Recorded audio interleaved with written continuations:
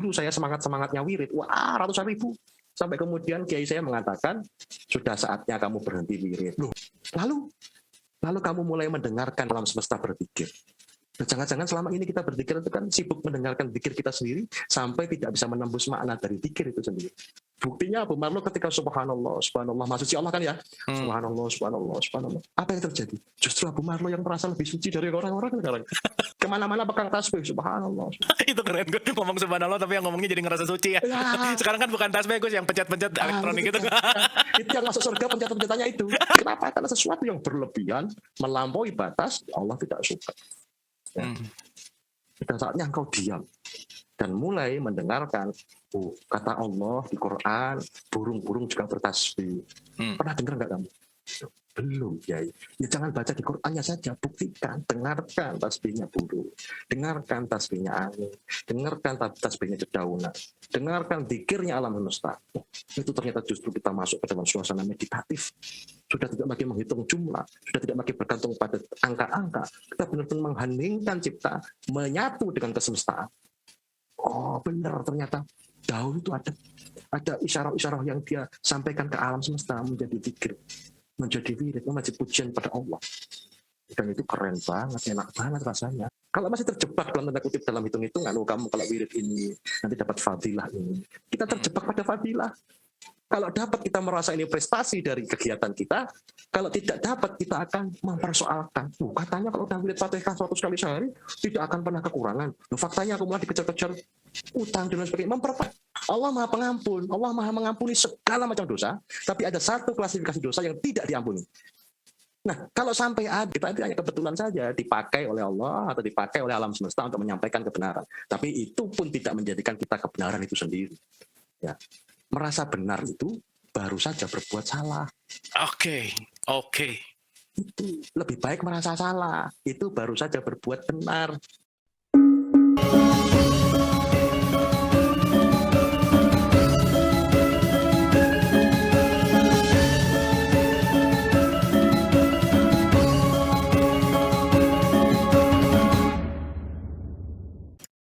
A'udzubillahi minasyaitonirrajim. Bismillahirrahmanirrahim. Rabbi a'udzubika min hamazati sayatin wa a'udzubika rabbi ayahdurun. Rabbi shrah li sadri wa yassir li amri wahlul 'uqdatam min lisani yafqahu qauli. Assalamualaikum warahmatullahi wabarakatuh. Salam sejahtera untuk kita semua. Rahayu, namaste, om swastiastu, namo buddhaya. Salam kebajikan dan sehat untuk kita semua. Selamat datang di Dialog Positif Berpanjang Lebar. Kita sapa dulu guru kita malam hari ini, Gus Chandra Malik. Piye kabare Gus? Apa kabar? Alhamdulillah sehat. Alhamdulillah sehat ya Gus. Sehat. Lancar Bandung syuting aman kemarin? Iya, alhamdulillah baru pulang. Oh baru pulang, oke. Justru malah Gus Chan ke Bandung, aku ke Jakarta. Nggak bisa ketemu. Itu kok aku kangen ya. Oke Gus, matur suwun, sudah kembali lagi ke Dialog Positif. Seperti biasa kita akan, nggak tahu ya, sama Gus Chan tuh nggak pernah ada topik, nggak pernah ada tema, tapi yang pasti kita akan mengalirkan. Ya. Oke Gus, mungkin malam hari ini kita berbicara tentang fenomena-fenomena yang akhir-akhir ini terjadi gitu ya Gus ya, dan mungkin kita juga akan masuk ke Ramadan nih Gus, gitu ya. Waduh, ini menarik banget gitu ya masuk ke Ramadan dan fenomena. Nah kemarin kan di media sosial tuh menarik banget Gus kalau kita ngelihat tentang pawang hujan. Pasti lagi banyak ditanyain gitu ya. Di situ berbicara tentang kemusyrikan lah, di situ berbicara tentang macam-macam lah, tentang ini itu dan seterusnya gitu. Nah sebetulnya sih Gus, sebetulnya poin dari kemusyrikan itu sendiri seperti apa sih? Aplikasinya seperti apa sih dalam pandangan tasawuf misalkan? Kemusyrikan itu kan nggak mungkin nggak ada barangnya gitu ya, nggak mungkin nggak ada realisasinya. Nah mungkin boleh lebih menjelaskan ke kita semua tentang konsep dari musyrik itu apa sih? Monggo Gus Chan. Yap. Assalamualaikum warahmatullahi wabarakatuh. Waalaikumsalam. Saya pikir mau ditanya tentang konsepnya pawang hujan. Nanti abis ini. Ya, kalau mau pakai jasanya Chandra Malik per meter persegi ya. Bukan 3 digit lagi dong ya. Iya.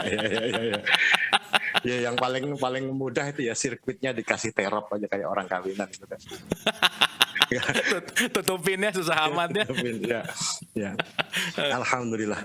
Ya mata dunia melirik ke Indonesia dan itu sesuatu yang layak kita hargai, kita syukuri, menarik sekali. bahwa hari-hari ini Indonesia sekali lagi menjadi perhatian dunia. Yang menarik, ketika ilmu pengetahuan berkembang, ilmu pengetahuan yang menamakan dirinya modernisme gitu ya, itu berhadapan-hadapan dengan ilmu pengetahuan yang mungkin dianggap tradisionalisme, gitu. Sesuatu yang bukan barang baru di Indonesia. Jadi yang mengolok-olok mungkin belum pernah merasakan mukjizat doa-doa ya. Jadi sebenarnya pawang hujan itu dan pawang-pawang lainnya itu hal yang biasa di Indonesia. Ya, ada pawang ular ya, ada pawang apa lagi ya? Pawang lapar ya nggak ada tuh. Ya. Siapapun di Indonesia, sebagian besar mungkin ya, baik itu terang-terangan maupun diam-diam, itu seringkali menggunakan jasa pawang hujan, terutama untuk kegiatan yang sifatnya outdoor, sifatnya di luar ruang. Dan itu menunjukkan betapa kita memiliki kearifan untuk bergaul sesama makhluk Allah, sesama makhluk Tuhan, bukan hanya dengan manusia. Jadi tidak ada yang syirik menurut saya di kegiatan itu. Ya, di kegiatan untuk menyapa alam semesta, mengharapkan komprominya, dan kemudian itu bisa terkabul. Nah, kita harus bicara dulu tentang ilmu doa ini, Kang Abu. Oke. Ilmu doa itu, jika doa terkabul, itu bukan karena kita yang berdoa. Bukan pula karena doa yang kita baca, melainkan karena Allah yang mengabulkan. Faktornya semata-mata Allah. Ya. Jika doa kita terkabul, maka terkabulnya doa itu bukan karena kita yang berdoa, bukan karena doa yang kita baca, melainkan karena semata-mata Allah yang mengabulkan doa. Artinya syirik berpotensi terjadi ketika kita beranggapan bahwa doa itu terkabul karena kita yang berdoa. Doa itu terkabul karena doa yang kita baca dan menomorsekiankan Allah. Ya, seolah-olah kalau menggunakan jasa siapa kemarin, Mbak Rara gitu ya, pasti tidak hujan. Nah, kepastian yang mendahului kehendak Allah ini berpotensi syirik. Bisa saja Mbak Rara, bisa saja Abu Marlo, bisa saja Chandra Malik, karena itu bukan faktor penentu. Bisa jadi Mbak Rara menggunakan doa-doa yang menurut kepercayaan lokal, membaca doa-doa dari keyakinan tertentu, membaca doa-doa dari agama tertentu. Tapi kalau kita meyakini doa itu yang menjadi faktor penentu keberhasilan dari misi menahan hujan atau memindahkan hujan, itu berpotensi syirik. Baik yang mengatakan pakai sesaji lah, bisa juga tidak pakai sesaji, itu hanya seni aja ya. Ya, seluruhnya kembali kepada Allah. Ya. Persoalannya Allah tidak terima transferan. Ya, jadi ada 3 digit, ada berapa digit, Allah tidak ikut merasakan itu. Ya, Allah memang tidak meminta apapun dari kita, melainkan hanya rasa syukur saja yang Allah minta dari kita. Jika kita bersyukur, maka Allah akan tambahkan nikmat itu. Jika kita tidak bersyukur, nah bisa kufur, bisa berpotensi syirik. Syirik ini istimewa sekali. Syirik ini adalah sesuatu perbuatan yang jika kita melakukannya, maka Allah menyediakan dosa yang tidak diampuni. Nah, saya akan bertanya kemudian, dosa apa yang kira-kira tidak diampuni? Tentu akan kembali kepada dosa syirik. Gitu ya. Nah, syirik itu apa? Syirik itu menyekutukan Allah. Saya akan bertanya, siapa yang bisa menyekutukan Allah? Ayo, ada yang bisa? Manusia pertama sampai manusia terakhir, manusia sedunia bersatu untuk mengalahkan Allah, itu bisa tidak? Tidak akan bisa. Ya, seluruh makhluk ciptaan Allah bersekutu melawan Allah. Bisa atau tidak? Tidak bisa. Itu artinya menyekutukan Allah itu sesuatu yang sangat-sangat mustahil. Hukumnya sangat jelas. La syarika laka. Tidak ada sekutu bagi Allah. Nah, jelas kan? Berarti tidak ada yang bisa menyekutukan Allah. Berarti tidak akan pernah ada perbuatan menyekutukan Allah. Loh, kok ada dosa yang tidak akan diampuni? Nah, ini maha canggihnya Allah. Allah menyediakan dosa syirik yang mustahil dijangkau, mustahil dicapai oleh siapapun, sehingga Allah tidak perlu repot-repot tidak mengampuni. Oke. Ya, Allah maha pengampun, Allah maha mengampuni segala macam dosa, tapi ada satu klasifikasi dosa yang tidak diampuni. Nah, kalau sampai ada dosa yang tidak terampuni, tidak diampuni, itu kan dalam tanda kurung berpotensi membatalkan kedudukan Allah yang maha mengampuni. Tapi itu harus ada. Itu harus ada untuk menunjukkan betapa manusia itu terbatas dan Allah itu maha tidak terbatas. Harus ada poin yang tidak bisa kita jangkau. Poin itu dinamai syirik. Jadi secanggih-canggih Abu Marlo itu berbuat dosa, mustahil Abu Marlo bisa mencapai dosa syirik. Sehingga Allah tidak akan repot-repot, tidak mengampuni dosa syirik. Sampai di sini paham ya? Betapa canggihnya Allah ya. Belum pernah dengar gini, Cak, ngomongin musyrik, belum pernah, Cak. Ini keren banget gitu. Justru analoginya adalah saking Allah sayangnya, nggak mungkin nggak ada ya. Maksudnya gini, menembus kemusyrikan tuh nggak ada. Yang akhirnya juga kenapa disebut dosa karena memang nggak mungkin karena saking Allah mengampuni, gitulah kira-kira gitu ya. Gus, harus ya? ada dosa yang tidak bisa dicapai. Ya. Fir'aun saja apakah berhasil dia menyekutukan Allah? Nggak berhasil. Ya. Siapa yang lebih canggih dari Fir'aun? Apakah dia berhasil menjadi Tuhan lain? Apakah dia berhasil menjadi Tuhan baru? Apakah dia berhasil menjadi Tuhan lain selain Allah? Tidak. Justru Fir'aun ini adalah contoh kegagalan menyekutukan Allah. Ya, sehingga jangan ditiru. Tuh. Fir'aunnya dapat pahala apa dapat dosa? Boleh jadi dapat dosa. Boleh jadi juga dapat pahala. Loh, sejelek-jeleknya Fir'aun itu ada namanya di dalam Quran. Loh. Ya, Abu Marlo malah nggak ada kok. Chandra Malik nggak ada di Quran. Berapa miliar manusia yang mendapatkan pelajaran dari Fir'aun? Gara-gara Abu Marlo menginsafi perbuatan-perbuatan Fir'aun, tidak meniru, kemudian Abu Marlo dapat pahala, Abu Marlo dapat surga, itu gara-gara Fir'aun loh. Gara-gara Fir'aun memberi pelajaran pada kita. Ya kan? Jadi itu sebenarnya dari sudut pandang saja kita melihatnya. Ya. Perbuatan apapun, siapapun akan selalu gagal menyekutukan Allah. Jadi Allah itu semacam menyindir gitu. Coba, bisa enggak kamu menyekutukan aku? Kalau bisa tak kasih hadiah nih dosa syirik yang tidak akan aku ampuni. Iya. Gak ada yang bisa. Oke, Gus. Gitu. Jadi ini dinamika kehidupan saja. Ada rara yang menahan hujan. Mungkin ada sekelompok orang juga yang doa minta hujan. Mungkin ada yang memindahkan hujan supaya tidak menggenangi sawahnya biar bisa panen. Mungkin justru pemindahan hujan itu akan bermanfaat bagi reboisasi di sisi lain dan lain sebagainya. Yang kalau kita tuh mau memuji prestasi, bukan prestasi memindah hujan. Lebih hebat dari itu prestasi memindah bumi. Mau dipindah kemana buminya coba?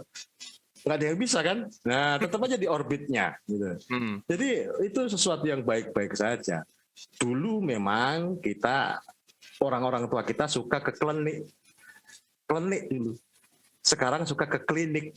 Beda di E sama I aja, klinik sama klinik. Nah, yang klinik menang dia promosinya, menang marketingnya, yang klinik dianggap dianggap tahayul, khurafat, kemudian mungkin bid'ah dan lain sebagainya.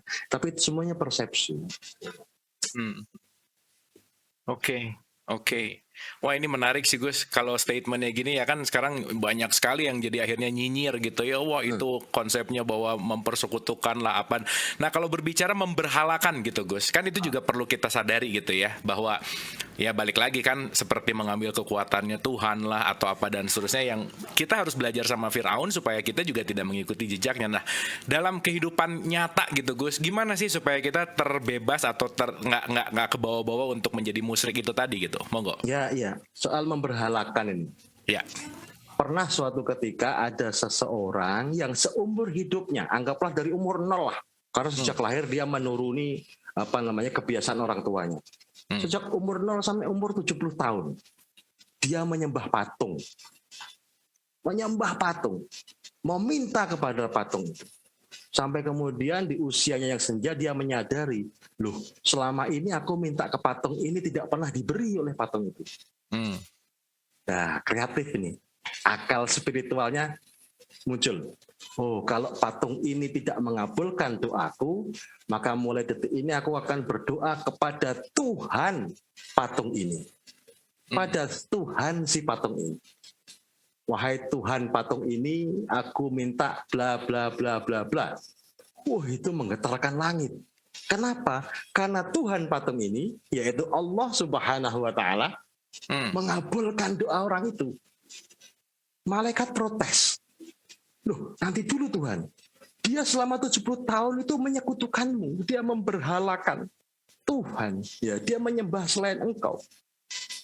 Kok baru beberapa saat menyembahmu dan meminta kepadamu, kok bisa langsung kamu kabulkan, itu bagaimana? Kira-kira. Jawaban Allah simpel sekali. Nah, lu pikir gua patung apa? Aku itu Tuhan patung itu. Aku tidak akan bisa disamakan dengan patung itu. Boleh jadi 70 tahun patung itu tidak akan pernah memberi. Tapi aku Tuhan patung itu yang setiap saat siapapun yang memintanya, pasti aku beri. Nah, ya kan? Saya juga pernah diajak teman-teman. Waktu itu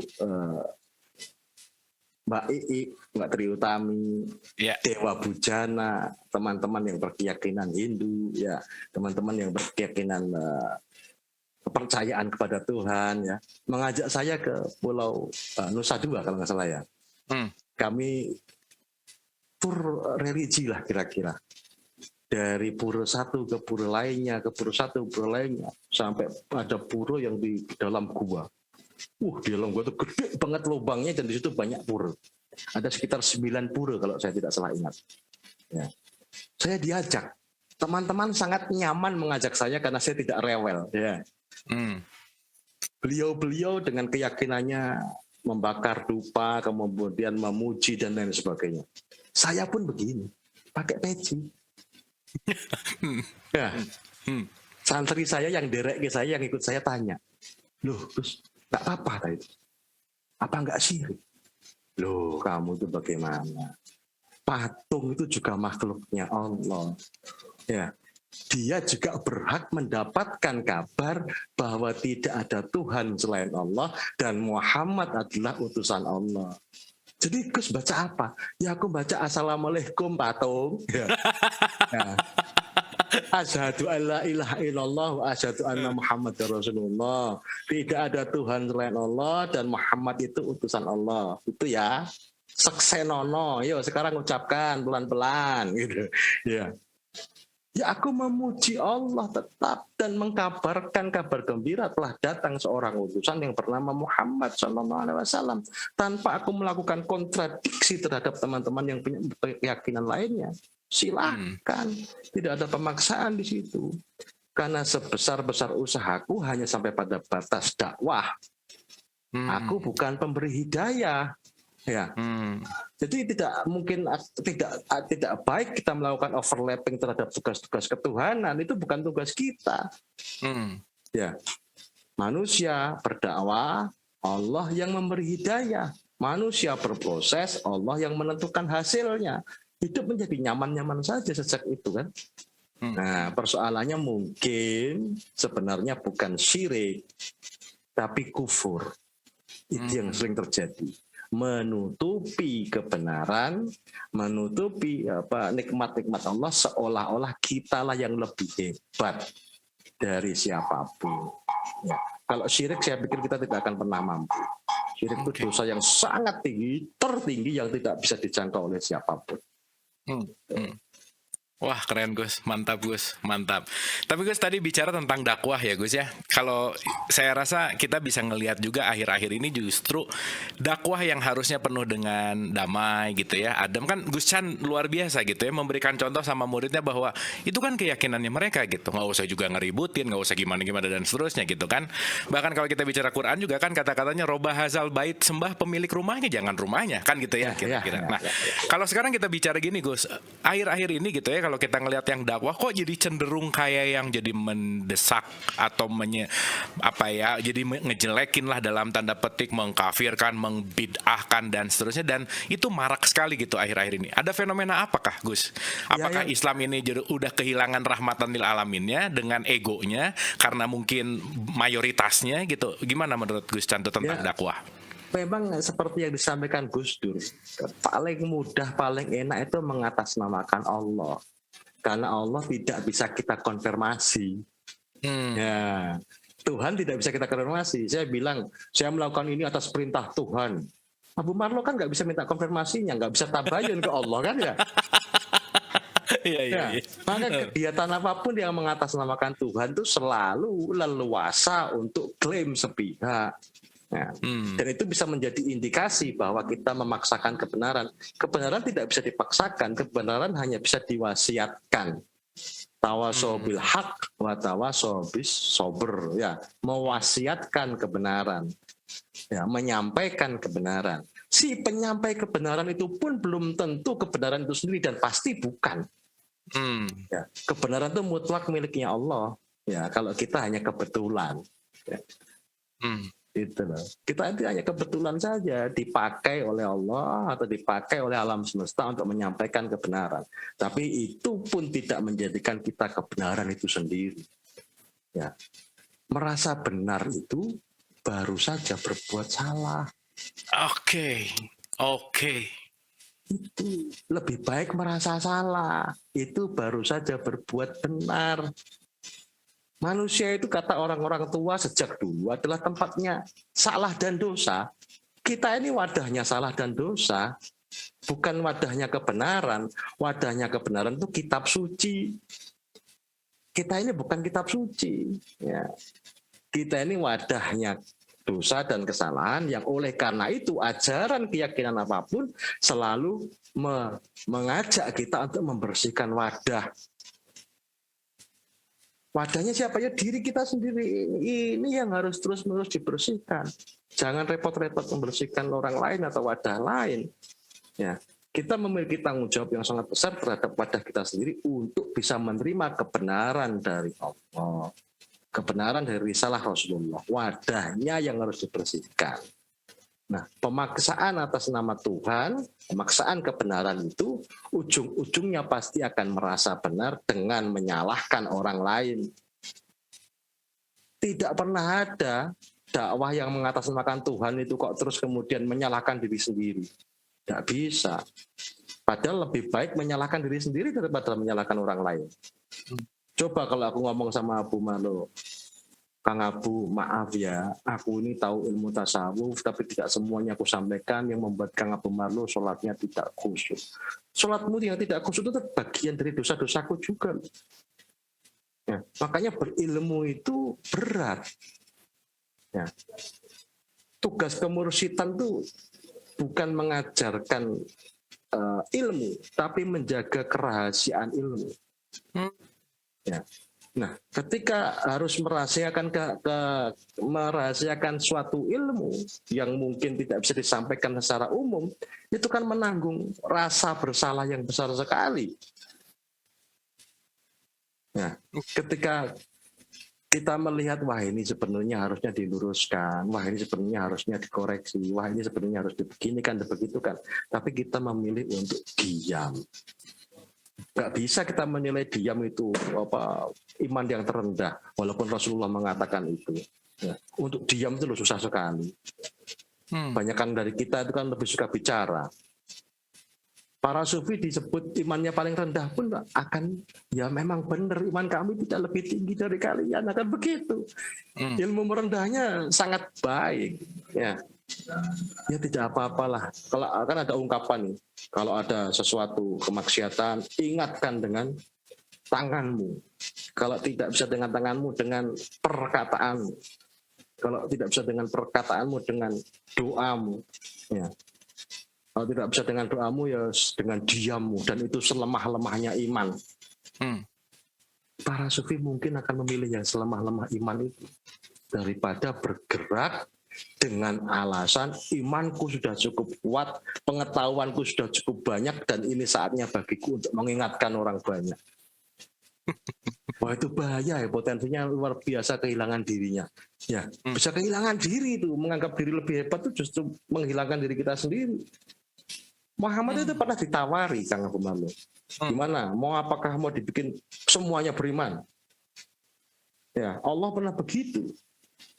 Tidak begitu rumusnya. Kalaupun Allah mau membuat suatu kaum yang tidak beriman seketika beriman, itu sangat niscaya, sangat mungkin. Tidak ada yang tidak mungkin bagi Allah. Atau Allah akan melenyapkan suatu kaum yang tidak beriman. Seketika lenyap itu bisa. Tapi bukan begitu aturannya. Bukan begitu aturan mainnya.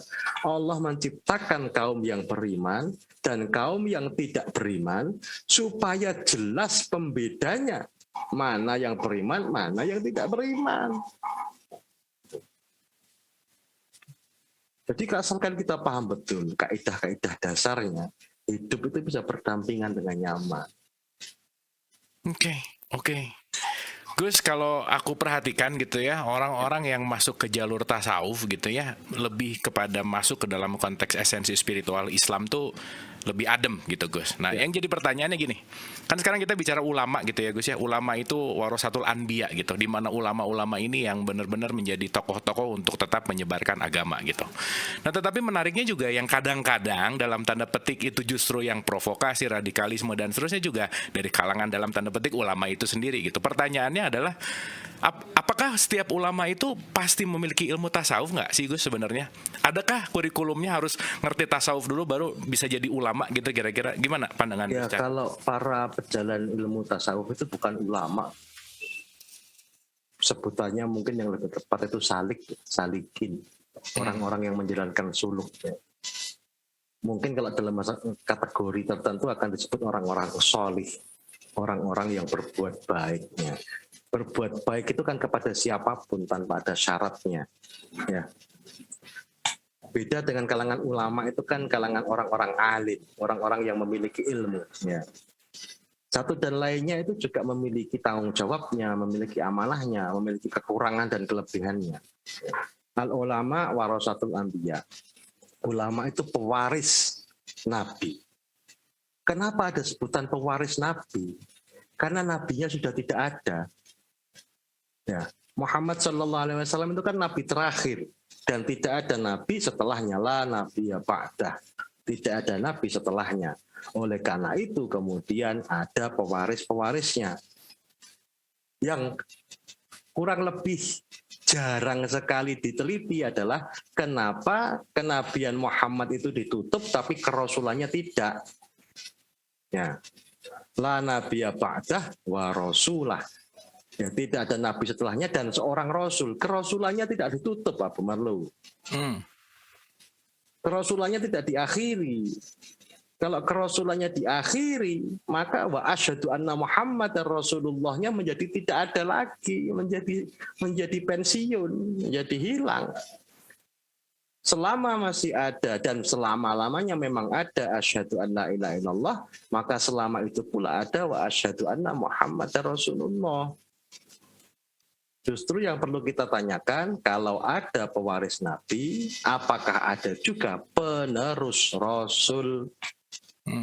Maka tidak ada sebutan pewaris Rasul itu. Yang ada penerus Rasul. Nah, para penerus Rasul inilah yang ditengarai sebagai para sufi. Jadi ada tidak? Enggak. Ada atau tidak ulama yang belajar dan menguasai ilmu tasawuf? Ya bisa jadi ada. Ya. Ilmu tasawuf itu ilmu tentang tasawuf, tapi belum tentu tasawuf itu sendiri. Ilmu matematika adalah ilmu tentang matematika, tapi belum tentu matematika itu sendiri. Ilmu tentang hukum, ya belum tentu hukum itu sendiri. Para ulama ini kalau boleh dibilang menghasilkan apa-apa yang kita sebut ijma' qiyas, yang kemudian dikelompok-kelompokkan menjadi apa yang disebut fikih. Ya. Sumber hukum di Islam itu ada dua.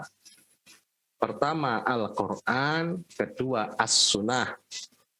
Quran berasal dari Allah, Sunnah dari Rasulullah.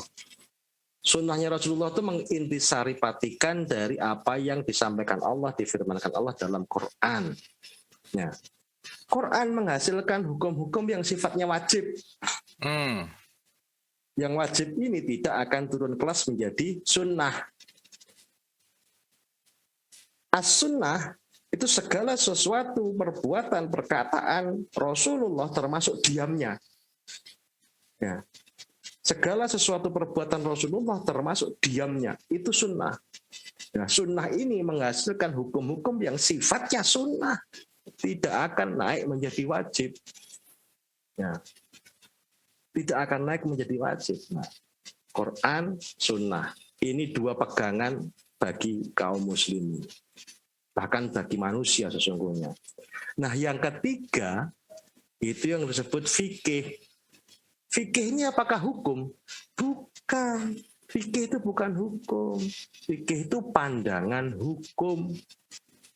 Pandangan hukum bukan hukum itu sendiri. Pandangan hukum itu adalah ilmu tentang hukum. Ilmu tentang hukum bukan hukum itu sendiri. Maka terjadi perbedaan di wilayah fikih itu sesuatu yang rahmat Allah.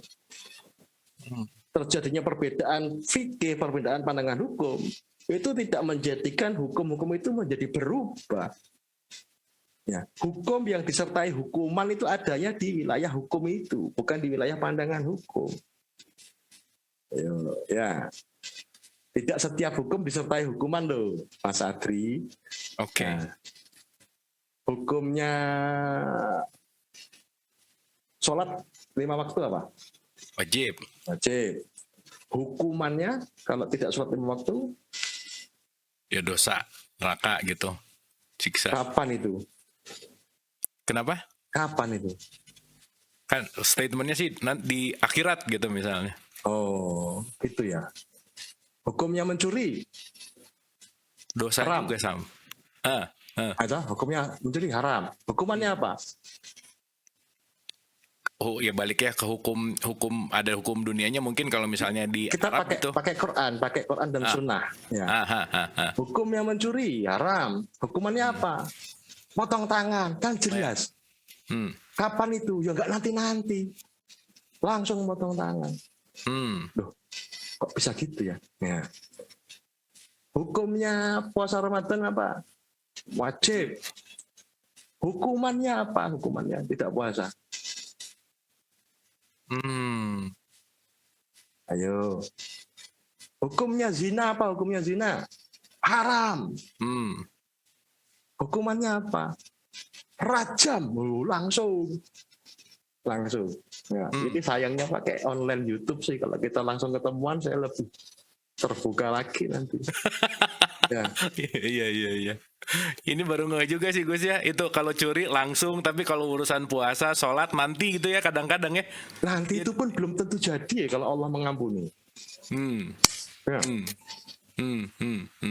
Tapi itu tidak dibuka secara umum, dan itu mungkin dibicarakan dalam pengetahuan tasawuf. Betapa Allah itu maha pengampun dan betapa tidak tiap-tiap hukum disertai hukuman. Ya, makanya saya bisa mendekati teman-teman yang merasa dirinya sampah masyarakat, ya merasa jauh dari Allah. Saya katakan kepada mereka, sampean kurang jauh. Ya, sana lebih jauh lagi sana. Ya, Masih jauh ke musyrik ya Gus ya. ya, oh dosamu kurang akeh. Oh, yuk sana yang semangat bikin dosa kan gitu. Ya. Karena dosamu sama sekali tidak mengkhawatirkan bagi ampunan Allah. Yang perlu kamu khawatirkan adalah dirimu sendiri kalau sampai tidak sempat meminta ampunan Allah. Nah, dosa manusia pertama sampai dosa manusia terakhir jika dikumpulkan dan dimintakan ampunan kepada Allah, niscaya diampuni. Tidak mengurangi sedikit pun stok ampunan Allah. Ya. Nah, belajar ilmu agama itu memang membutuhkan semangat yang luar biasa. Tapi kalau terlalu bersemangat, akhirnya bisa kecontal-contal itu apa ya, terjegal-jegal, tersandung-sandung oleh semangatnya itu sendiri.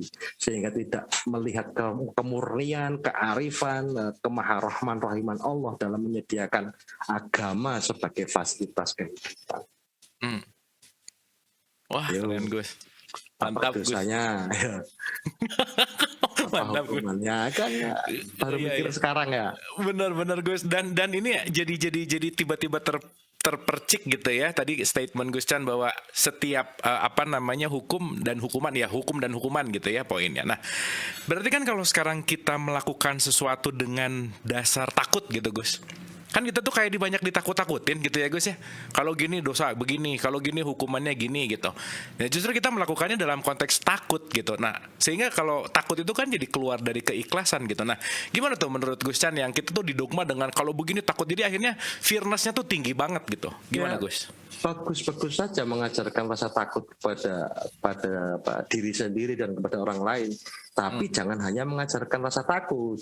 Takut itu ada pasangannya, ada khauf, ada roja, ada takut kepada Allah, tapi sekaligus berharap kepada Allah. Ya, bagus mengingatkan Abu Marlo jangan begitu, nanti itu dosa. Ya, Abu Marlo akhirnya menjadi takut berbuat itu karena takut dosa. Itu bagus. Tapi aku harus mengatakan jangan khawatir, sebanyak-banyak dosa kamu masih bisa berharap ampunan Allah. Itu harus disampaikan. Ya. Tidak boleh hanya satu pihak seolah-olah memperkenalkan Allah sebagai maha mengadili, maha menghakimi, adabnya sangat sangat keras, sangat kejam dan lain sebagainya. Tanpa mengabarkan bahwa Allah itu juga maha pengampun, nikmat Allah itu luar biasa banyaknya, surga Allah itu indah, itu harus dikabarkan secara seimbang. Dan tentu saja kita akan condong kepada Allah yang Rahman Rahim. Di antara anggaplah dua pilihan itu. Oke. Thank you Gus, terima kasih Gus, luar biasa. Gus tadi ada bicara tentang ilmu yang umum dan ilmu rahasia. Jadi ada yang mengajarkan ilmu dan ada yang menjaga rahasia ilmu gitu. Nah ini menarik Gus, rahasia ilmu.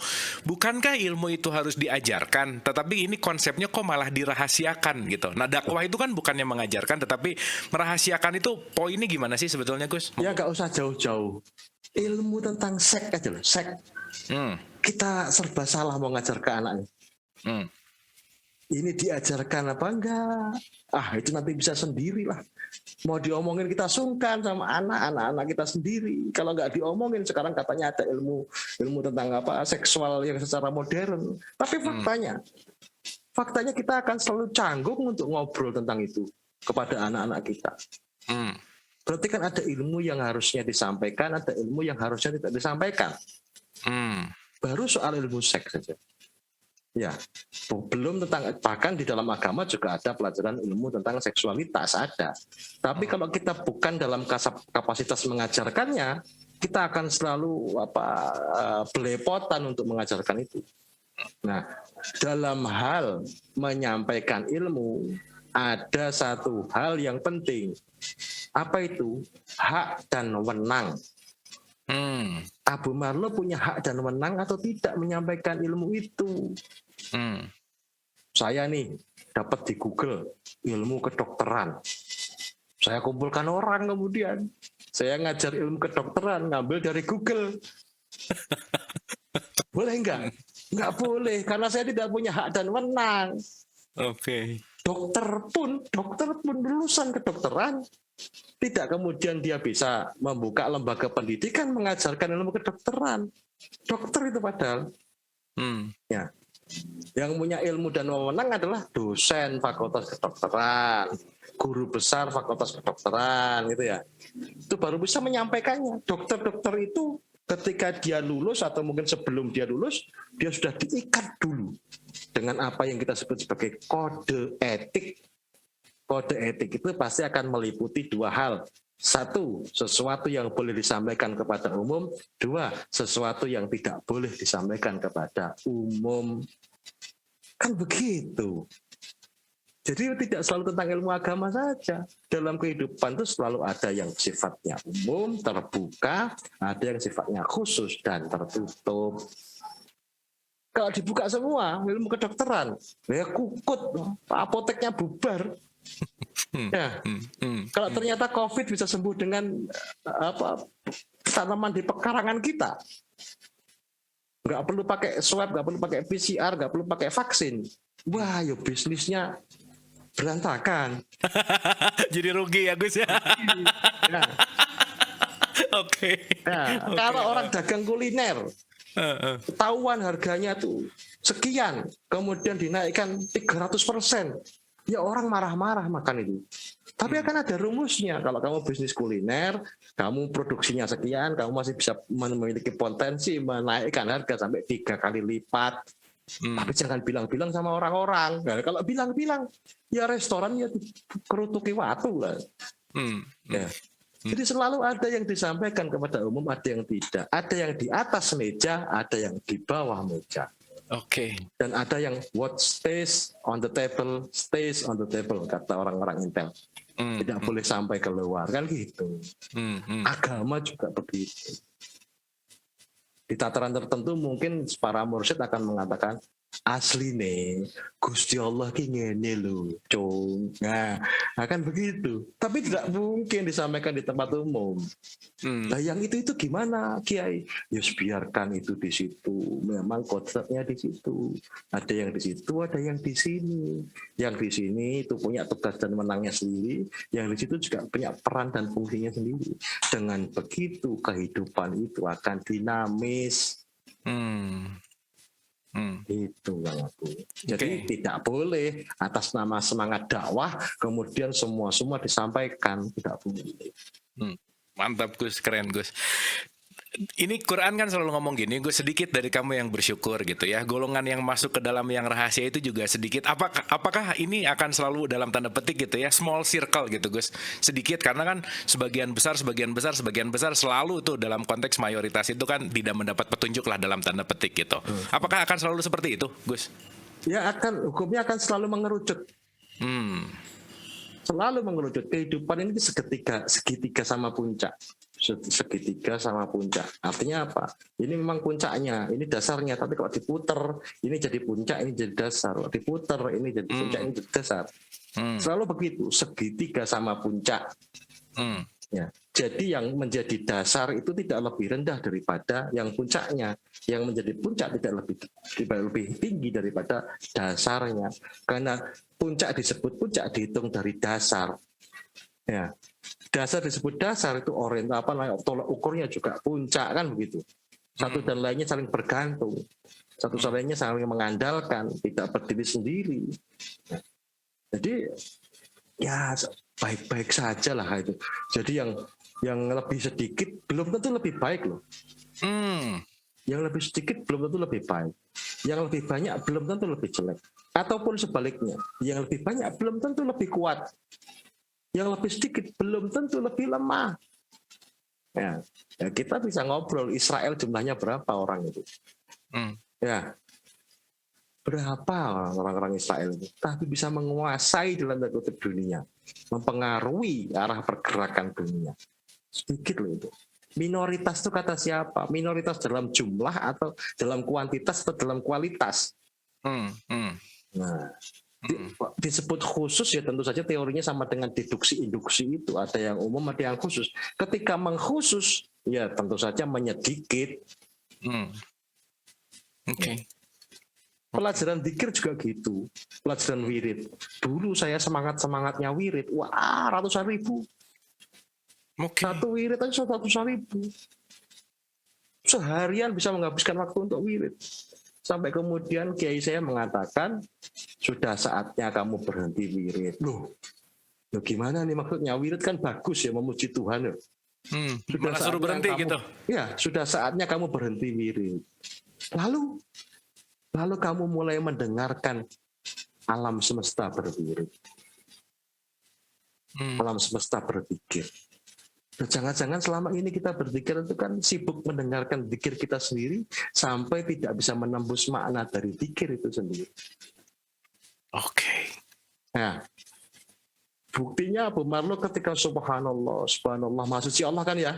Subhanallah. Apa yang terjadi?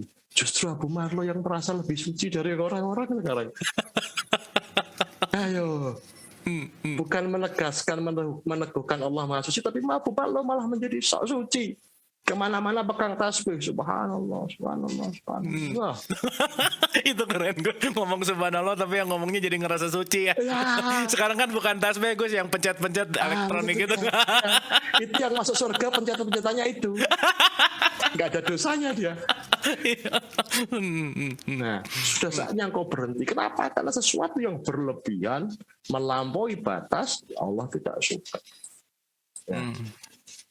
Sudah saatnya engkau diam dan mulai mendengarkan kata Allah di Quran, burung-burung juga bertasbih. Pernah dengar nggak kamu? Belum, Yai. Ya jangan baca di Qurannya saja, buktikan, dengarkan tasbihnya burung, dengarkan tasbihnya angin, dengarkan tasbihnya dedaunan, dengarkan zikirnya alam semesta. Itu ternyata justru kita masuk ke dalam suasana meditatif. Sudah tidak lagi menghitung jumlah, sudah tidak lagi bergantung pada angka-angka. Kita benar-benar mengheningkan cipta, menyatu dengan kesemestaan.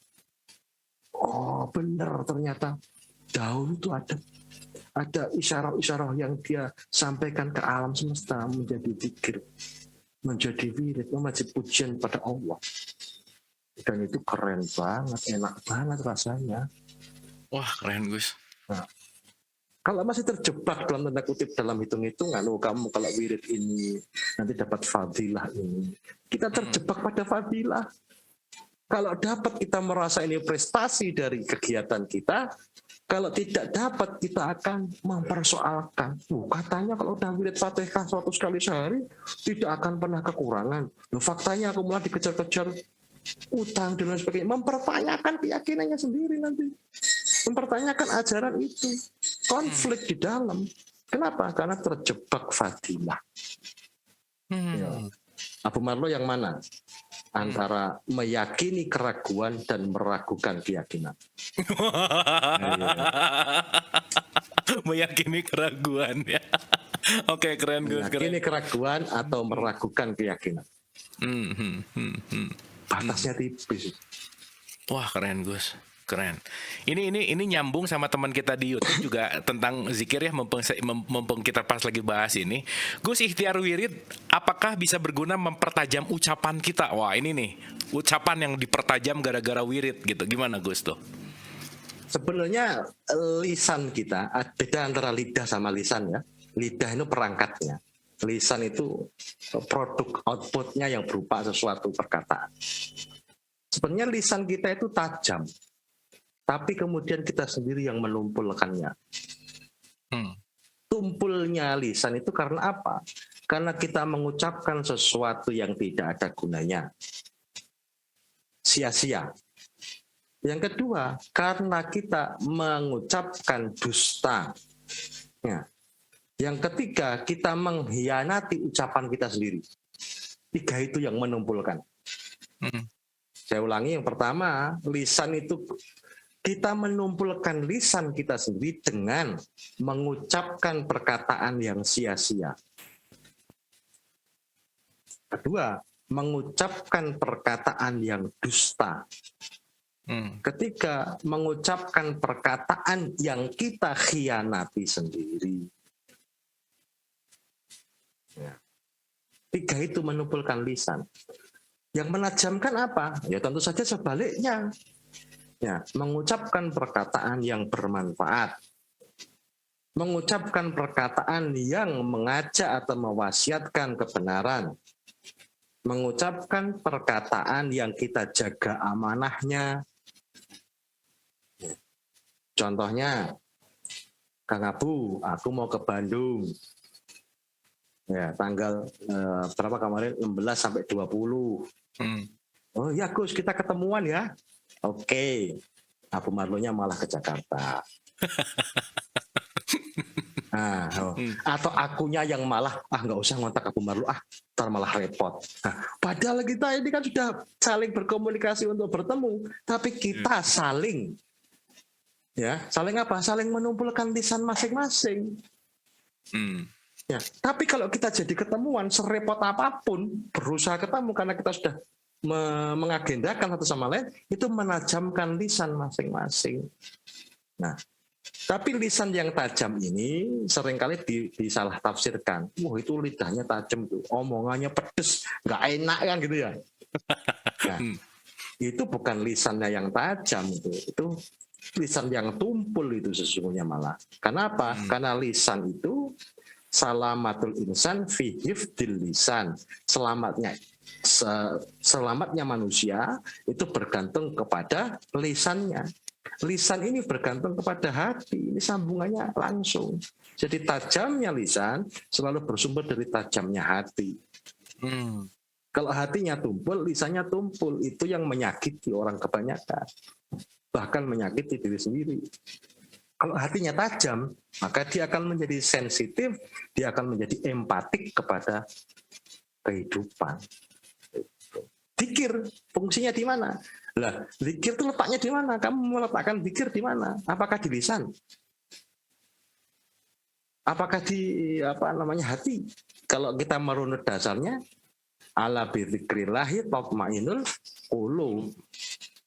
Berarti kita meletakkan zikir itu ingatan kepada Allah, kesadaran atas Allah itu di hati. Kalau hati yang kita pertajam, otomatis nanti lisannya tajam.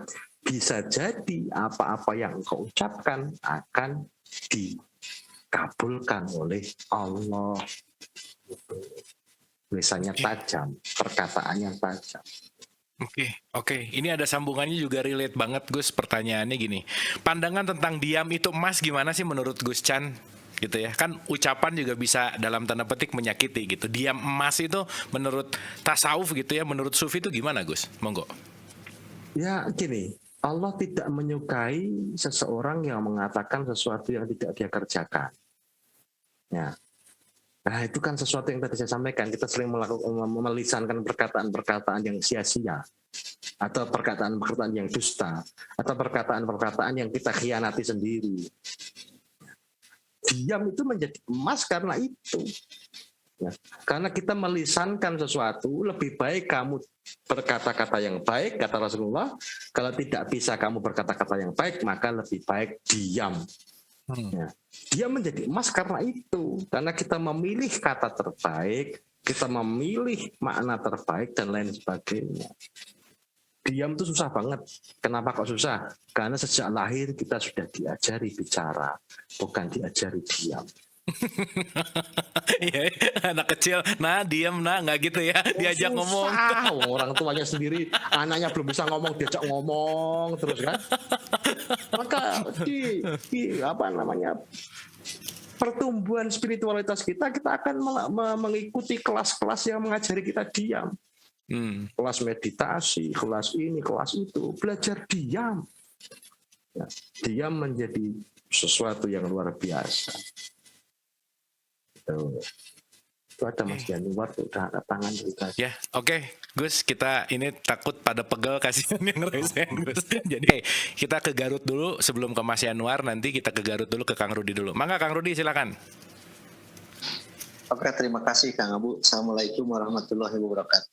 Waalaikumsalam warahmatullahi wabarakatuh. Oh, ini saya favorit banget nih ada Gus Chan ini.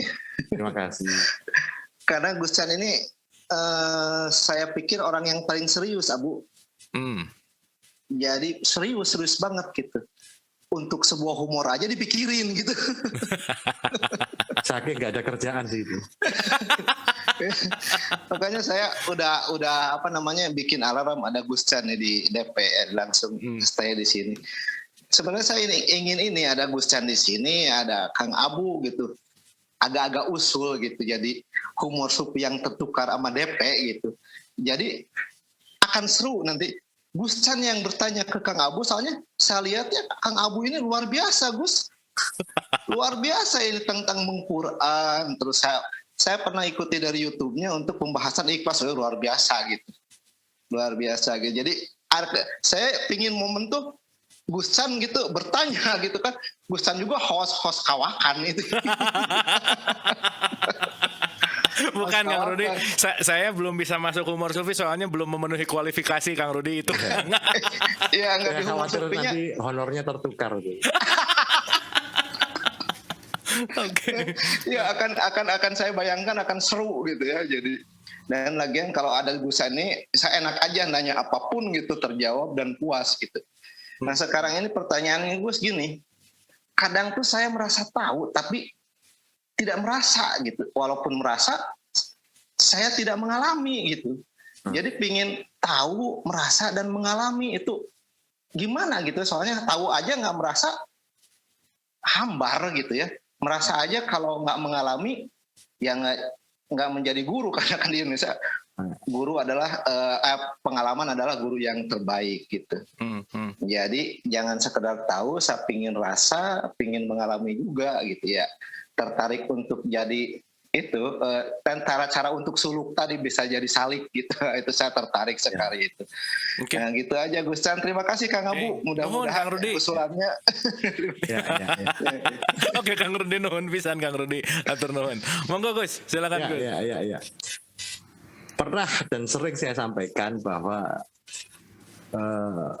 sebanyak-banyak yang kita ketahui masih lebih banyak yang tidak kita ketahui. Ya. Sebanyak-banyak yang kita tahu masih lebih banyak yang kita tidak tahu. Maka semakin tahu kita tentang sesuatu, sesungguhnya semakin tidak tahu kita tentang sesuatu itu. Ya. Lalu tadi disampaikan tentang mengetahui, merasakan, mengalami, yaitu pengetahuan seringkali membawa kita ke dua pilihan. Semakin tahu sesuatu, kita semakin meyakininya. Atau semakin tahu kita tentang sesuatu, semakin kita meragukannya. Tadi saya bertanya ke Kang Abu Marlu. Kang Abu Marlu, sampai ini meyakini keraguan atau meragukan keyakinan. Itu terus-menerus terjadi. Dalam bahasa agama kita disebut mengalami pasang surut iman. Ya, hari ini imannya sangat kuat, besok imannya melemah dan lain sebagainya. Nah, jadi ujung-ujung dari perjalanan pengetahuan itu akan membawa kita pada keyakinan. Nah, keyakinan itu ada 4. Pertama, yakin karena mengetahui. Kedua, yakin karena melihat sendiri.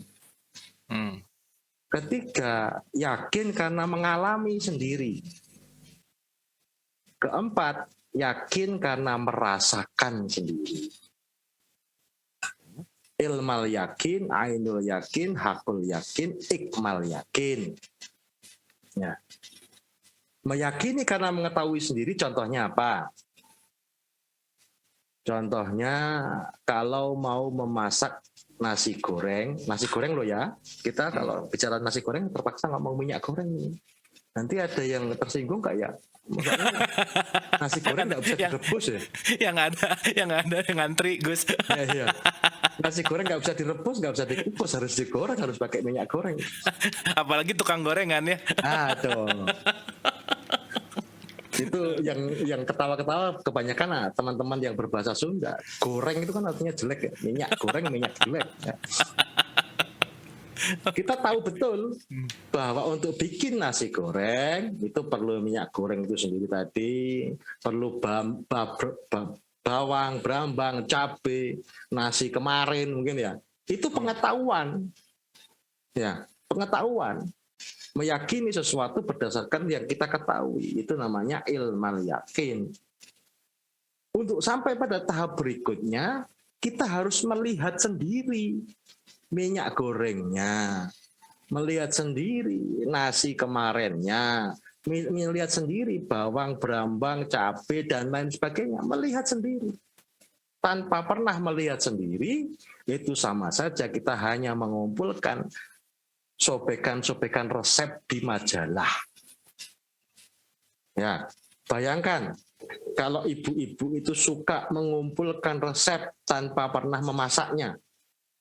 Satu resep taruh di sini, satu resep taruh di sini, satu resep taruh di sini, terus. Apa yang terjadi? Semakin banyak ilmu, semakin berat hidupmu. Kalau nggak percaya, tanya profesor-profesor itu. Habis rambutnya. Ya, berat hidupnya. Ya. Jadi jangan terlalu bersemangat hanya berhenti di wilayah ilmal yakin. Harus ainul yakin, melihat sendiri. Oh ini toh barangnya, oh ini toh bendanya. Tapi tidak cukup, masih harus melanjutkan perjalanan. Apa itu? Hakul yakin. Ya kamu harus memasak sendiri itu seluruh bumbu dapur dan lain sebagainya itu menjadi nasi goreng. Karena ternyata begitu kita masak nasi goreng, bisa loh jadinya bukan nasi goreng. Ada faktor kegagalan di situ, ada faktor ini dan itu. Oh ternyata yang berdasarkan ilmu ini belum tentu jadinya itu.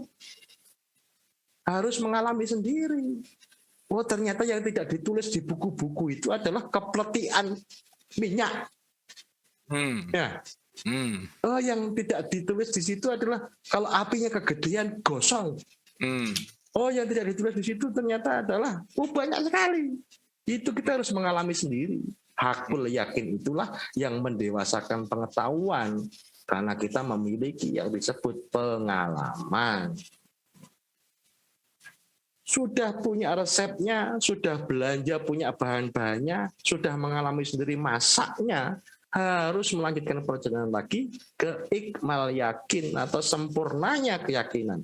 Apa itu? Merasakan nasi goreng yang sudah jadi tadi harus kita rasakan dalam berbagai etapenya. Mungkin masih panas-panas banget kita makan. Apa yang terjadi? Panas. Ngalah merasakan panasnya nasi goreng. Tunggu dingin dulu sebentar. Hangat lebih enak. Tunggu lagi beberapa jam. Dingin ternyata sudah anyep, rasanya berubah. Ini ternyata keasinan. Ini ternyata kurang pedes. Ini ternyata ini dan itulah. Itu melahirkan kearifan. Ya. Bukan hanya pengalaman, bahkan kearifan. Ternyata pedes buatmu enak, buat istrimu bikin sakit perut. Jangan pedes-pedes. Ternyata asin buat kamu nggak enak, buat anak-anakmu suka itu yang asin. Ternyata nasi goreng itu sampai ke lidah orang-orang melahirkan persepsi yang berbeda-beda. Nggak bisa cuman berhenti di wilayah resep saja. Ini tambah itu, tambah ini, tambah itu. Jadi nasi goreng itu nggak bisa. Harus melakukan perjalanan sampai pada kearifan bahwa nasi goreng yang enak itu definisinya masing-masing. Kita nanti yang akan belajar, cabainya 7, cabainya 4. Garamnya setengah sendok. Garamnya segini. Itu kita yang melahirkan kearifan di situ. Ini bagaimana supaya nasi goreng bisa dimakan bersama-sama. Ngarang. Keren Gus, keren. Terima kasih. Wah pertanyaannya keren, jawabannya juga asik ya. Mudah-mudahan 4 level ini juga kita nggak stay di level apalagi yang cuman baru tahu resep gitu. Kalau tahu resep. Terlalu bersemangat itu dakwahnya. Tahu resep tuh gampang nyalahin resep orang ya Gus. Iya. Oke Gus, matur suwun Gus, keren banget. Oke berikutnya Mas Yanuar, silakan Mas Yanuar. Terima kasih Kang Abu. Assalamualaikum Kang Abu. Waalaikumsalam. Silakan. Dan bahwa sifat Allah 99 Asmaul Husna itu kan ada pada diri manusia ya. Nah, tetapi manusia itu untuk menggunakan sifat-sifat Allah itu diminta pertanggungjawabannya. Nah, kadang itu manusia itu tidak sadar bahwa dia mengambil hak-hak Allah seperti dengan mudahnya melabelkan kafir, menjual belikan surga dan neraka kepada manusia atau manusia lain. Nah, apakah itu suatu kesirikan kepada Allah dengan perlakuan seperti itu? Kadang hal itu tidak disadarin oleh diri kita. Mungkin itu aja Kak Guscan. Terima kasih jawabannya. Terima kasih Mas Anwar, keren banget pertanyaannya. Bicara tentang sifat Allah yang digunakan justru malah ngambil tugasnya, mengkafirkan, menerakakan dan seterusnya gitu ya, kira-kira. Keren pertanyaannya. Silakan Gus. Saya pernah dalam suatu obrolan dengan seorang kiai muda di Malang. Waktu itu selesai acara di kafe gitu ya, ngobrol-ngobrol. Kiai muda itu kemudian menghampiri saya, ngobrol-ngobrol lah, kami berlanjut. Dia mengatakan hal yang kurang lebih sama. Kita ini harus mensifati sifat-sifat Allah yang Rahman Rahim. Karena beliau kiai, saya langsung cut. Nanti dulu Gus sebenarnya dia seorang putra kiai tapi sudah mulai menjadi kiai muda. Nanti dulu Gus, Rahman Rahim itu bukan sifat Allah. Loh, Rahman Rahim itu sifat Allah Gus, dia bilang gitu. Bukan Gus, Rahman Rahim itu bukan sifat Allah. Rahman Rahim itu asma Allah. Oh, waduh, aku keliru ngaji selama ini. Dia bilang begitu. Itu kaprah, Bu Marlo. Kaprah, kesalahan yang terlanjur dianggap kebenaran oleh kebanyakan orang. Allah itu tidak punya sifat Rahman Rahim. Ya, Rahman Rahim terus apa? Malik, Kudus, Salam, Sober dan lain itu bukan sifat Allah, itu nama Allah. Sifat Allah itu apa? Wujud, kidam, bako, mukhalafatul lil hawadisi, qiyamu binafsi dan seterusnya sampai mutakaliman. Dan satu di antara sifat-sifat Allah yang luar biasa adalah jaiz. Jaiz itu apa? Jaiz itu sak karep-karepe Gusti Allah. Suka-sukanya Tuhan, wong aku yang Tuhan, bukan kamu. Gitu. Apakah kita bisa mensifati sifat-sifat Allah? Tidak bisa. Allah wujud itu artinya ada. Apakah kita bisa mensifati adanya Allah? Tidak bisa. Oh, kita ini ketiadaan. Allah bakok, kita fana. Ya. Allah qiyamu binafsihi, mandiri, berdikari, tidak bergantung pada siapapun, kita bergantung kepada siapapun dan seterusnya. Lalu bagaimana tentang Rahman Rahim? Ya, yang perlu kita sepakati, ya kalau saya menyebut yang perlu kita luruskan, nanti saya merasa lurus dan sampai bengkok kan enggak ya. Yang perlu kita sepakati, Rahman Rahim itu asma Allah. Maka yang sering terjadi adalah kita sering mengatasnamakan Allah, itu loh. Kita sering berbuat sesuatu atas nama Tuhan, termasuk nama-nama Tuhan yang apa? Yang maha adil, ya, menghakimi dan lain sebagainya, itu kan menggunakan nama Tuhan, bukan menggunakan sifat Tuhan. Nah, itu yang sering terjadi. Seringkali sebagian kalangan, bahkan kadang-kadang kita sendiri mengerjakan sesuatu atau tidak mengerjakan sesuatu dengan mengatasnamakan nama Tuhan. Bisa atau tidak? Boleh atau tidak? Ya kalau yang baik-baik, ya silakan. Loh, apakah ada nama Allah yang tidak baik? Tidak ada. Nama Allah semuanya baik. Tapi justru kita seringkali dengan segala keterbatasan kita sukanya melampaui batas dan kemudian melanggar kemurnian dari asma-asma Allah itu. Itu ya. Oke. Allah itu dat, sifat, asma, af'al. Zatnya Allah tidak dibicarakan, terlalu agung. Sifatnya Allah 20 yang wajib, 20 yang mustahil. Di antara itu ada yang jaiz. Jaiz itu suka-sukanya Allah. Suka-sukanya Allah gimana contohnya? Abu Marlu imannya kuat, ibadahnya hebat, selayaknya masuk surga. Kata Allah, jaisnya Allah nih keluar. Wah, Abu Marlu mah neraka aja. Itu nggak ada yang bisa ngelawan. Iya benar. Tapi ada AC ya Gus. Iya. Kenal orang dalam nanti boleh masuk surga. Nah, Chandra Malik ini imannya lemah, maksiatnya hebat, harusnya neraka. Kata Allah, enggak lah, suka-suka aku yang punya surga neraka. Chandra Malik surga. Itu nggak ada yang bisa ngelawan siapapun itu. Ya. Maka penyelarasnya, kalau disebut sebagai penyelaras, adalah syafaat Kanjeng Nabi Muhammad SAW. Oh ini memang imannya kurang kuat, oh ini ibadahnya kurang hebat. Tapi karena dia beruntung mendapatkan syafaat Kanjeng Nabi, dia kemudian mendapatkan rahmatnya Allah, tertolonglah dia, tidak jadi masuk neraka, kemudian menjadi masuk surga. Jadi mekanisme di atas sistem yang kita bangun itu disebut apa? Rahmatnya Allah. Rahmatnya Allah itu punya jalurnya disebut jalur syafaat. Itu ya. Mantap Gus, ini satu dari Mas Andrew. Selamat malam Gus, beberapa hari ini ada berita banyak korban penipuan investasi bodong yang seolah dijanjikan dapat uang banyak dan bisa kaya cepat tanpa kerja keras. Ya. Mengapakah orang-orang bisa segitu jatuh cinta pada uang sehingga jadi bodoh yang akibatnya berujung penyesalan karena tertipu? Bagaimana agar tidak jadi bodoh supaya mencegah kena tipu? Terima kasih. Nah mungkin ini kaitannya sama uang, harta, duniawi dan seterusnya gitulah kira-kira Gus. Monggo. Ya sama, saya juga gitu. Kalau dikasih uang ya gitu. Ya, saya tidak mau menipu diri saya sendiri. Siapapun itu seringkali kalah dengan sihir dunia yang disebut, fitnah dunia yang disebut uang, harta. Ya. Fitnah dunia yang disebut harta itu memiliki kekuatan sihir luar biasa yang bisa menjadikan kita lupa terhadap segala hal. Daripada saya berbuih-buih mengajak sampean ngomong yang daki-daki seolah-olah saya tuh lebih beriman, ya kita harus lebih baik jujur aja.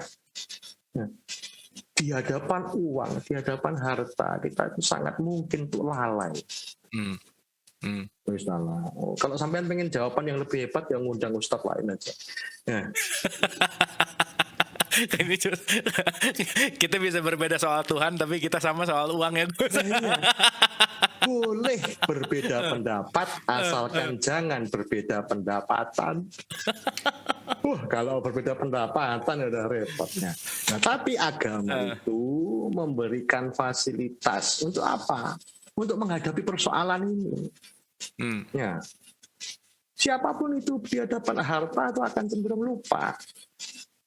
Maka yang dilakukan adalah pendekatan-pendekatan untuk membersihkan kemelekatan. Jadi harta itu melekat pada diri kita, melekat. Bagaimana bisa harta itu melekat? Karena sejak lahir kita dilekati oleh harta. Ya, apa harta pertama yang melekat pada kita? Baju bayi itu. Ya, kita datangnya telanjang dikasih baju, nggak usah beli. Ada nggak bayi yang beli baju? Nggak ada. Ya, kemudian dikasih apa? Mungkin popok, dikasih apa? Mungkin ya, dikasih empeng dia, dikasih apa lagi? Dikasih tanpa membeli. Iya. Maka apa yang terjadi? Ya kita paling suka itu memiliki sesuatu tanpa harus beli. Jadi emang diajarin dari kecil tuh melekat terus ya Gus ya? Diajari. Benar Gus. Kita diajari orang lain bekerja untuk kita. Walaupun orang lain itu adalah keluarga kita atau orang tua kita. Diajari.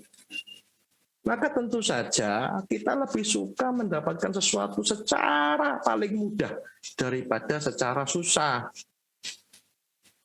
Persoalannya kemudian secara fisik kita bukan lagi bayi. Secara batin kita juga sudah bukan bayi. Nah, fisik memang mungkin sudah tumbuh menjadi dewasa. Fisik. Tapi kan agama ngajari kita ayo kembali ke fitrah, ayo jadi bayi lagi. Persoalannya kita nggak mau balik jadi bayi. Bayi itu kan sebanyak-banyak hal yang dia berikan kepadanya, sebanyak-banyak hal yang diberikan kepadanya, dia tetap mengambilnya sedikit, Abu Marle. Ulang tahun pertama, kadonya banyak banget bayi itu. Atau hari-hari kelahirannya, menerima banyak kado dia. Ngambil berapa dia? Ngambil sedikit. Yang mana yang dia ambil? Yang nempel di badan. Nah, pernah ngelihat bayi ngumpulkan baju terus dia tata sampai penuh lemarinya? Nggak pernah. Ya bayi itu apa yang nempel di badan. Yang repot mengumpulkan itu sampai berdesak-desakan di lemari itu kan orang lain atau mungkin orang tuanya. Si bayi kan tidak. Jadi boleh harta benda itu melekat, tapi yang hanya melekat di tubuh. Selain itu jangan. Kalau hanya yang melekat di tubuh, nanti tidak susah membersihkannya. Ya. Tapi kalau yang di luar itu kita merasa mampu menjangkaunya, merasa memilikinya, kita menyimpannya secara berlebihan, khawatir diambil oleh orang lain, itu yang melahirkan sifat-sifat duniawi. Karena bayi mau ditempelin kayak apapun, dia tetap suci ya Bu Marle. Tetap tidak dikenai dosa sampai akil baliknya. Tapi begitu kita ini sudah akil balik, bertumbuh sudah tidak lagi jadi bayi, kebatinan kita menjadi dipenuhi oleh syahwat, rasa memiliki yang berlebihan, tidak hanya yang melekat di tubuh, nah itu mulai jadi persoalan. Ya, jadi berkenaan dengan akan masuknya bulan Ramadan, kita akan diajak kembali membayi, kembali kepada fitrah kita, hanya mengambil yang sangat sedikit dan yang nempel di badan saja. Saya mengingatkan diri saya sendiri dan kita semua, jangan berlebihan dalam mengambil sesuatu dan cukup gunakan yang melekat di badan. Nggak akan tertarik nih Bitcoin atau apa binomo. Tertarik. Keren Gus. Boleh tepuk tangan lo dong buat Gus Chan. Wah, malam hari ini super mind blowing ya. Kita banyak dapat saya rasa. Terima kasih Gus. Kehadiran Gus Chan tuh memberikan sesuatu yang wah luar biasa gitu ya. Ada sparkling enlightenment pastinya, dan banyak banget hal-hal yang saya bahagia selalu tuh adalah banyak hal yang terkonfirmasi gitu Gus. Itu luar biasa sih, terima kasih banyak. Oke Gus, ini pertanyaan masih banyak sih sebetulnya, tapi waktu udah 21.25.8, jadi mungkin ini sudah saatnya final statement. Monggo Gus. Ya, sehebat-hebatnya umur sufi sampai ke 13 atau ke berapapun itu tidak akan pernah dapat piagam. Mau bagaimanapun dialog positif lebih hebat. Tepuk tangan buat Abu Marle. Final statementnya itu ya. Oke Gus, atur nuhun Gus. Sampai ketemu di humor sampai 14 Gus. Insya Allah. Boleh sekali lagi untuk tepuk tangan untuk Gus Chan. Hatur nuhun, terima kasih Gus. Sehat-sehat Gus. Matur suwun, salam buat keluarga. Pokoknya kita tunggu selalu kehadiran Gus Chan, karena Gus Chan selalu memberikan energi yang bikin kita jadi bangun gitu ya. Terima kasih Gus, luar biasa. Luar biasa ya. Kita mudah-mudahan Ramadan besok dengan statement tadi bahwa membayi itu penting ya, baru agak ngerti lebih dalam lagi kalimat fitrah membayi itu ternyata luar biasa, dan ternyata kita dari kecil diajarkan untuk melekat, dan itu semua ternyata juga bagian dari pembelajaran hidup kita gitu. Jadi mudah-mudahan malam hari ini banyak hal yang kita dapat, banyak hal yang juga kita bisa lepaskan kemelekatannya, karena apapun ya kehidupan ini pada akhirnya hanyalah untuk melepaskan apa yang kita rasa kita miliki. Hatur nuhun Gus Chan, luar biasa. Mohon maaf lahir dan batin. Wabillahi taufiq wal hidayah.